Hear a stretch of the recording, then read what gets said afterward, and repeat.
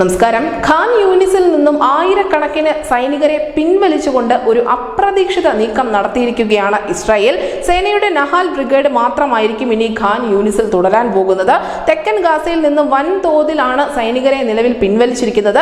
വെടിനിർത്തലും ബന്ദിമോചനവും ലക്ഷ്യമിട്ട് കൈറോയിൽ നടക്കുന്ന സമാധാന ചർച്ചകൾക്ക് ഇസ്രായേലിന് അനുകൂലമാക്കാനുള്ള തന്ത്രപരമായ ഒരു നീക്കമാണ് നടന്നിരിക്കുന്നതെന്നാണ് രാഷ്ട്രീയ തന്ത്രജ്ഞർ വിലയിരുത്തുന്നത്.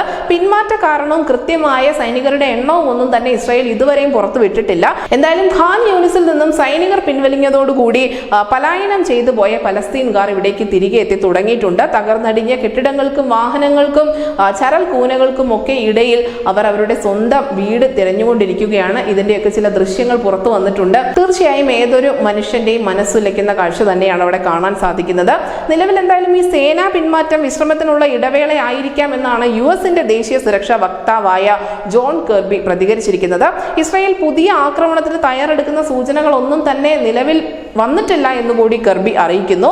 രാജ്യാന്തര സമ്മർദ്ദങ്ങൾക്ക് മേൽ തങ്ങൾ വഴങ്ങില്ല എന്ന് ഇതിനിടയ്ക്ക് ഇസ്രായേലിന്റെ പ്രധാനമന്ത്രി ബെഞ്ചമിൻ നെതന്യാഹു ആവർത്തിക്കുന്നുമുണ്ട്. ഇതിനിടയിൽ ഇസ്രായേലിന്റെ എംബസികൾ ഇനി ഒരിക്കലും ഒരിടത്തും സുരക്ഷിതമായിരിക്കില്ല എന്നുള്ള വിവാദ പരാമർശവുമായി ഇറാന്റെ സൈനിക ഉപദേഷ്ടാവായ ജനറൽ റഹീം സഭാവി കൂടി രംഗത്തെത്തിയിട്ടുണ്ട്.